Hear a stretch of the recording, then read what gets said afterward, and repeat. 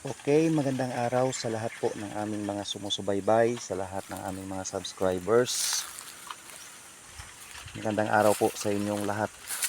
Ibahagi ko lang sa inyo ang isang bato na amin pong nakita dito sa gitna ng sapa, kung saan ay medyo notorious siya na pinaghihinalaan namin na isang treasure site at treasure marker na ginawa po ng mga sundalong Hapon. Dahil aware ako dito sa markang ito. Ito na ang ibig sabihin, ang treasure daw ay sa labas ng triangle na bato. At dito may makikita tayo guhit, may dot naman sa taas. So ang ibig sabihin ay trap, na ang katapat niyan ay ito. May butas siya dito sa ilalim. Ayan. Tapos ito may butas siya dito. So, ibig sabihin tunnel siya. Sa katabi niya, trap. Sa katabi ng trap ay tunnel. So pwede naroon ang treasure natin na hinahanap. Pero insulated siya ng bato.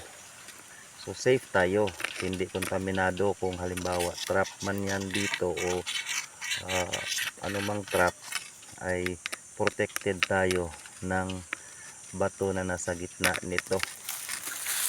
At ito pa, kung gumuhit tayo dito at mayroon pang dito, ay nagpapahiwatig na ang treasure ay nasa kanang bahagi natin kung dito tayo tatayo. Pero ang direksyon ng batong ito is going to north south. Ito south ang nandoon, ang nasa likuran ko ay north. So ang ibig sabihin, ang alignment niya from north to south. Kaya hindi po pwede na ang batong ito ay ito na yung posisyon, dahil mapa pa lang ito. Kahit anong bagay man siguro o sa anumang pagkakataon, kapag ka ang mapa inabot sa atin ay hindi align, kailangan pa ikot-ikutin pa natin ito.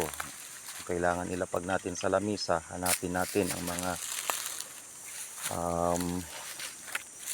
equal niyang naka-indicate, ay hahanapin natin. Ganon din yung mapang ito, hanapin natin yung mga bato sa palibot, dahil ang mga bato sa palibot yun ang magtuturo sa atin kung paano o paikutin ang batong ito. Kaya hindi po pwede na ito na yung susundan natin. So dito meron dito, ito sa hukay na ito makikita, sa tingin ko lang, pero sigurado rin ako, dahil ito, look for another sign. Mga karaniwang kasi na ganitong mga sign ay malapit ka na sa treasure. May letter C dito, ibig sabihin siguro ay entrance, kasi pag ganun siya, hindi naman pabaliktad. At nasabi kong entrance dahil mayroong E dito, mayroon siya dyan na nag-E pa yan. Entrance pa rin ang pinapahiwatig. So C, door, tapos E is entrance. Entrance pa rin ang pahiwatig. Saan kaya makikita? Balik tayo rito. Ayan. Kasi ang pagbasa kasi ng mapa o ng ano nila, yung mga gawa nila, kailangan sipati natin sa iba't ibang paraan. Ito, may makita tayo dito na ang ibig sabihin naman under, ibig sabihin sa ilalim. Dito may makikita naman tayo dito, may guhit dito. Ayan, mahaba. May dot naman doon. So nagpapahiwatig din siya na tunnel in creek, treasure in creek. Dito may bato dito sa taas. Sa tingin ko sa hukay na ito. At dito noon, nakita ko dito, ang guhit na ito, mayroong puso dito. Binangga ng tulis niya ito. Baliktad na puso na nakaturo sa taas. Yun dito. Ang nakalagay dito, isang uri rin ng view, side view niya. Ito, view rin ito rito. yung puso na sinasabi, ito na yon. Pero ang alignment ng ground natin ay ito. Ito.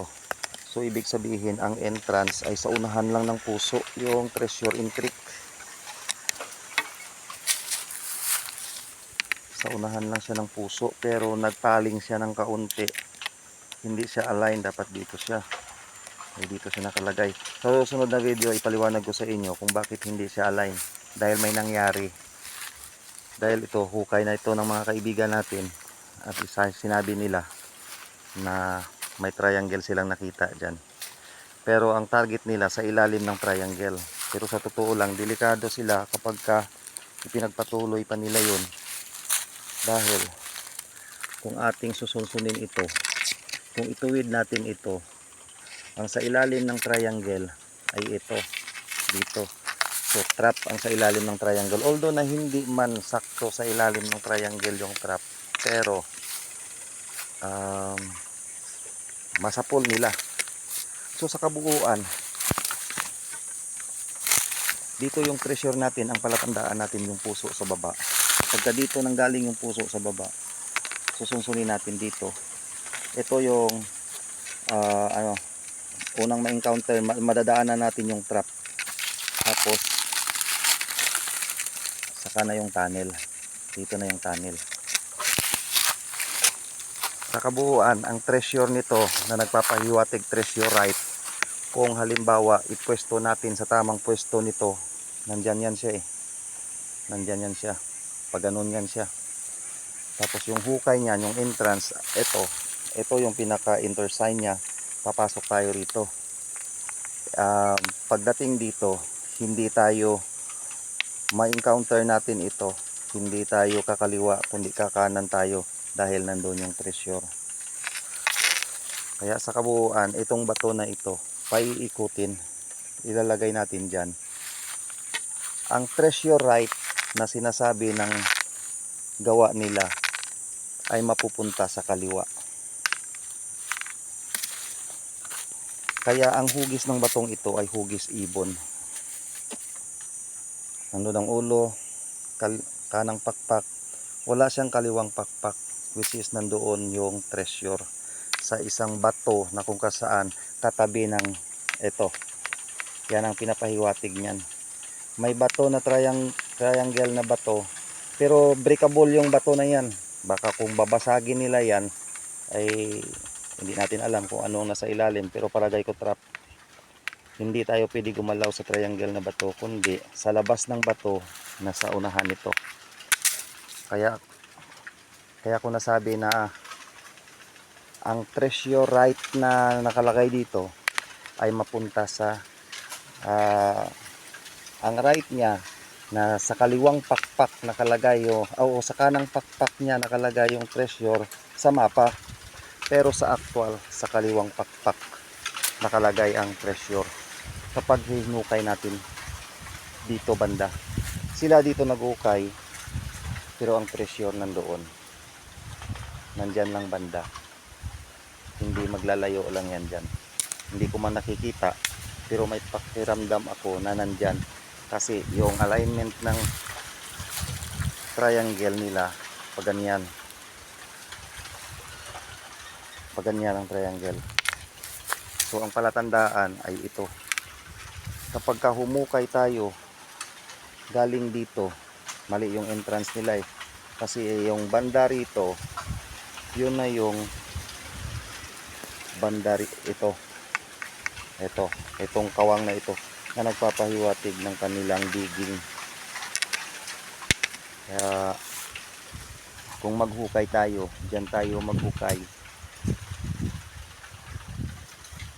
may posibilidad na makukuha natin yung treasure. Pero kapag dito, ewan ko lang, hindi ko rin alam. So hanggang dito na lang guys. Salamat ng marami sa inyong panunood. Muli po, ito ang Binukid Treasure TV. Nagpapasalamat at magandang araw sa inyong lahat.